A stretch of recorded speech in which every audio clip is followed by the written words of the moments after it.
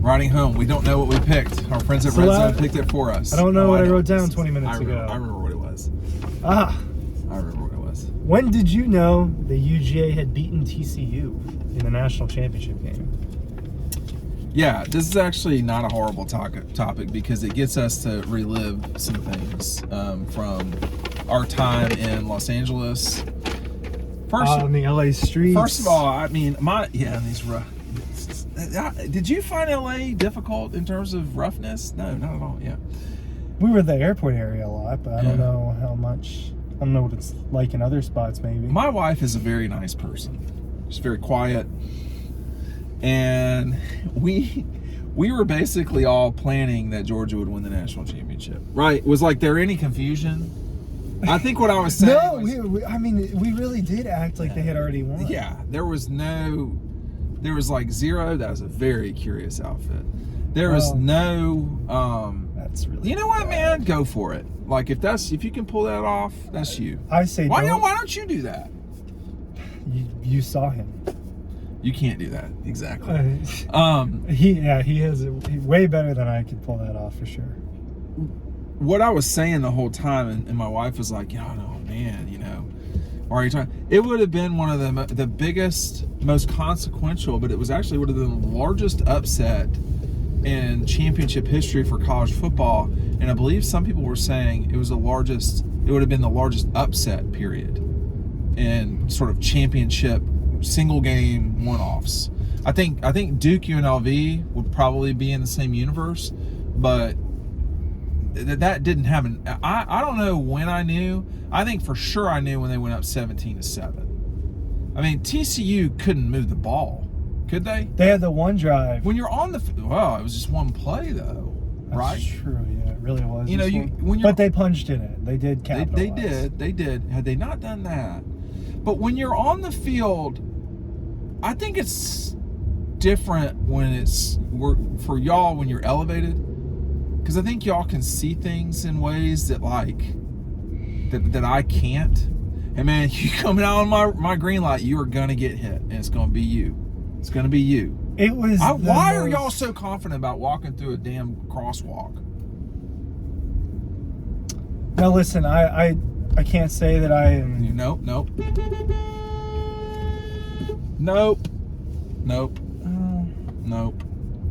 You're backing into a street. That's a little bit. That's more not of a right away. That's a little bit more of a tough situation. But I think it was just like watching. I just didn't feel like they were playing the same sport almost, man. That's just the most significant beatdown that I've seen in a meaningful sporting event. But it got out of meaningful control. Sporting event where it's like this is more than just a regular season game. I've just never seen a beatdown like that before. It was I've not seen competitive beatdowns. in any way. It was more than a beatdown. I mean, they wiped them off they wiped them out of there, man. I mean, you almost felt bad for Max Duggan. Imagine being that TCU team and that's just the way it ends. That is. She's just really going hard on these. Oh yeah, this is the person you had a little quarrel with a second ago. Well, not a quarrel. You can't back out into a street. Like you can when there's no one there. That's an interesting hair color choice. Did you see it? I did not. It was bright. Why can't you do that? Dude, I can't. I don't fit into these norms, do you? No, you don't. Clearly, you don't fit in these clothes as well as you used to either. This physical world, I don't. It's become a police song. Let's look in the bag. What is in the bag of destiny? What do you get from our friends at? Oh yes. Even no doubt. So we were talking about this. No doubt, this is a better shirt than some of these things we're seeing on the streets right now. That's true. And you can get this shirt at Red Zone downtown in Athens, and only in the store if you buy one of our books. Comfort colors. It's a well-made shirt. But you get that at Red Zone. If you go buy the book, you get the shirt included with your purchase. It's definitely comfy. It's a nice shirt. Pretty comfortable. So you did not think at any moment that... Dude, I didn't think they were going to lose at all heading into the game, which kind of sets your mind for it. Not either, at all. My nerves had nothing to do with with their performance. But you and Matt were up there, and you told him what? Well, I told him after, I think it was 17-7. That's when I told him he could start writing, that it was over. And he was like, oh, you hold on. And I was like, bro, yeah, he was doing that whole, yeah, I'm going to pretend like they're, like, no, Georgia was on their way to beating the crap out of them. Was it 35? I think 30 something. I think it was 30. I believe it was 35-7, 38-7. I think it was 38. Yeah. Bowers had the first touchdown out of the half. The last touchdown in the half,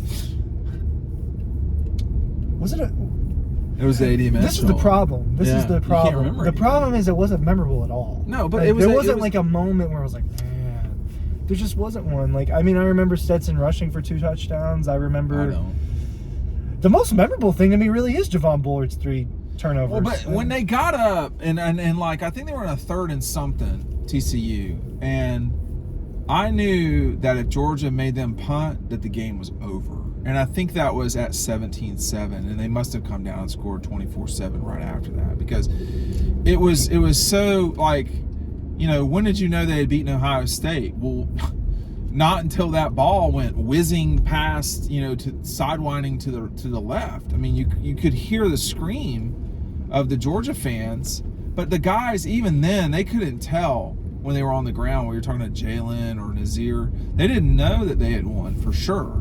Until they saw the reaction of people, and like Keeley was 10 feet in the air throwing jumping, and Robert Bill's throwing his helmet 30 feet in the air. Alabama, see, they didn't back out.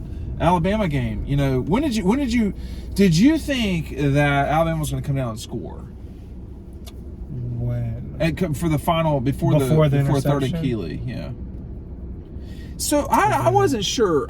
I knew. I didn't think they would. I was like, oh man, they're up 8, and I'm in this end zone, but I need to go to the other end zone, because I had seen too many times. Yeah. So for me, see, like, they have the right of way here. So this do. is what people don't understand. But anyway, you're in a yield situation. Yeah.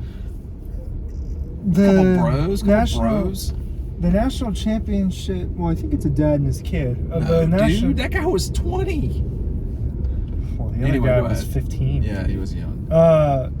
The difference there with the national championship against Alabama and the other Alabama games where they came back is it wasn't like this final drive. Like, they had been moving the ball in those other games. They had been scoring in those other games. Alabama, yeah. Yeah, in this one, it was different.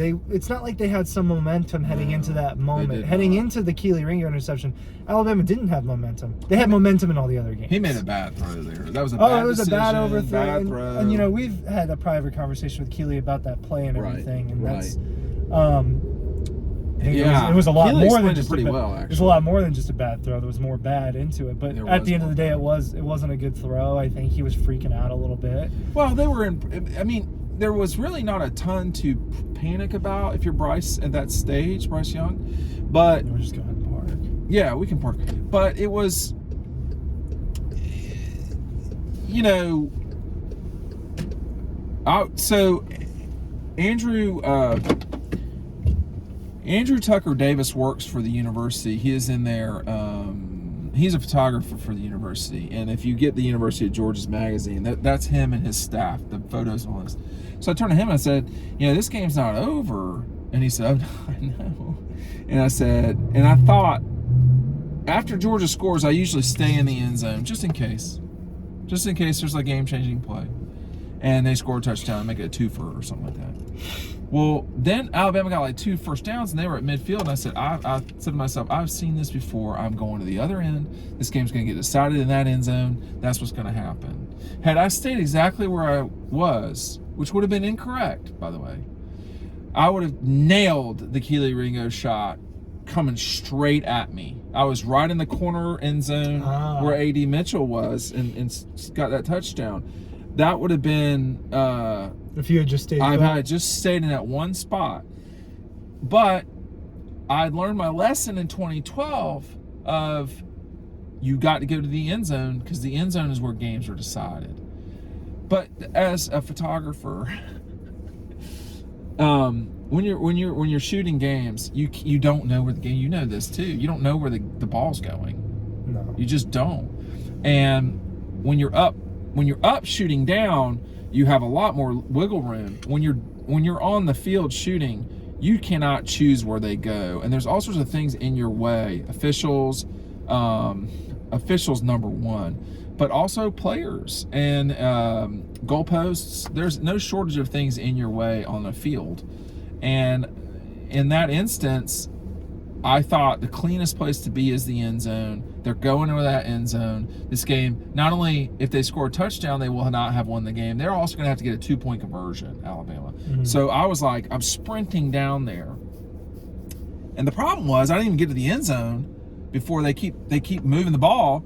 And then it was third down. And so David Polk was behind me on one end, and Ben Watson was behind me on the other. And David and his son were there watching the game. His son was not interested. His son was more excited, but because these guys have seen him. But Ben Watson was uber excited that they won that game, and I've got the photos to prove it. But it was a moment in time that I don't know when I realized they had beaten Alabama in that game. But I guess it was sometime, because I couldn't see Keeley. I was blocked by the whole sideline. So I just watched it on the screen. I think in Indianapolis they had the 2 screens in the corners, right? Is that right? So I just watched him zoom on down the end zone, and I was just, the problem too, Ryan, and I'll stop talking, is we got to go straight to post-game mode. So I had no time for that. That's what the trickiest part is when games are tight. You don't have the ability to switch to new lenses. You have a condensed period of time to do everything. And when he won that in the last minute, it was just like, oh my God, we have 4 minutes to get ourselves straight. If we don't get ourselves straight in this 4 minutes, we're gonna miss all of the post-game celebration for Georgia winning the national championship for the first time in 40 years. So that was a crazy time for me, was when Keeley took off down that end zone. Not only had they won it, which changed a lot of stuff that we had the responsibility to do, it was that, are you gonna make sure you're pressing the right buttons so that everything is, recording and everything, you have the right lenses. The lenses you use for post-game are not necessarily the same as you use during a game. It's quite a train wreck if it's a close game. Yeah. It really is. I don't remember it that well. Now that I'm thinking, I've still not watched that game, and not on purpose. You're talking about the first one, the Alabama game. Yeah. Yeah, it's well, for me, I just didn't move, so I didn't have to deal with that. But he running? No, he ran across for you. Yeah. From right to left. Yeah. But I was shooting towards the Georgia sideline. Yeah. Those pictures suck if it's the other way around. Those pictures would be awful. But see, I think, and I'll add this, Keeley signed some of these images. You can go to you can go to our Shopify page to see them. But I thought people would be more interested in the very rare image of shooting down on that play and Kirby jumping up in the air and all this stuff. No, they wanted Keeley high pointing the ball. Yeah. I have very few of those that remain of Keeley high pointing the ball, and I don't think his feet are up here. But yeah, he's up there. Kirby got up there too, man. Kirby did, but you can't see it on that image. Sure. I think all these images I've seen of Kirby jumping in the air, I don't think that those are what happened. I'm not aware that a person got that actual image, because they'd be shooting. They would be in the Alabama side. They would be in the Alabama end zone, or the Georgia end zone. They would be in the end zone that Alabama was going towards, shooting backwards towards the sideline, and Kirby jumping in the air at the same exact time that Keeley. I just know as a photographer, 93% you're blocked out there. There's just so much what's called trash on the field. You're not going to get a clean shot of Kirby jumping and Keeley. I could be wrong about that. You'd have to be in the perfect spot for that. Oh, you'd have to absolutely nail it too. You would have had to been in the corner. You'd have to be in the corner, but you couldn't be so close to the sideline because you'd be blocked out, right? You'd be blocked out by not Andrew Williams, by dude from North Hall. or North? Dan Jackson. You could be blocked out by Dan Jackson or Christopher Smith or, any number of people or officials or any Alabama players. What we call it trash, just trash on the field. When you're shooting the person with the ball, typically, there's a lot of trash that comes in between. And when you are shooting, the trash can throw off your focus point. And so you were in focus, and then the trash comes in and you're not focused anymore. So the person that got that, I've never seen that image. I've seen artists do it. That's not the same thing. That's not based, it's based in reality, but that's not a photograph. Okay. Anyway, I've really ranted here. The photos are really like a whole in-depth, like, I don't know if people understand how tricky that can be. I love our colleagues that come to games with like their laptops. I'm like, bitch, all you're gonna do is type. That's all you're doing today. That's it. Nothing. You're not doing anything else. We got like suitcases and stuff. Yeah, they are suitcases. I mean, and there's more than one. Whole thing. But like, if you could paint a picture of it, I've seen that, and it's at Red Zone. But I don't think that was an image. I think that's an artist's concept of what happened at that time. But we did get it. It's just from an elevated thing. Yeah, and it's that one frame. That's the craziest thing. It was the only one. It's the one frame. And back to this, and I'll stop talking, which is that the Ohio State missed. That was the first frame. Everything before that is some other thing from like earlier in the game. That was the first frame. I was like, oh my God, it's this picture here. It was the first frame, which means you almost missed it. That's how you did not miss it, but you narrowly got it. That image with the ball flying through. That was when I started firing. That's when you started firing. And I've said to you, shoot through the whole play, like before they take the snap. So there's a lot, but like, man, there's just a few different things that I could have been doing. I was probably deleting. Yeah, that's what was going on. I know. I barely got there. But I got there. We're not gonna make that mistake again. Barely got the shot 2 years in a row. But you were totally prepared for Alabama. It just narrowly went into the frame. You understand what I'm saying? Yeah, so I wasn't prepared for that moment. Right, but that was all 22 guys on the field are in this image that's in Double Dogs, and the book is well worth it just for that one section on Ohio State. There's so many pages on it, man. It's 12 or 14. Just keep going. But it's worth it because that was really like a seminal moment in Georgia history. That's a good shot too. Show the frame, and we'll get out of here on this too. This was him. That should have been a touchdown for Kenny McIntosh. Do y'all remember that play? That was like right at the start of the game, and Jack had to come in and kick a field goal. Yeah, I think it was. He should have just handed the ball off as a touchdown. He could have hurt himself on that play. I don't know what he was doing because he didn't really run against Ohio State after that at all. They weren't going to let him run, I don't think. Well, they didn't on this play either. Steel Chambers, man. That's a Blessed Trinity guy. This video was supposed to be on TCU. It was, but we can't ever control certain things, including our mouths. Thanks for watching.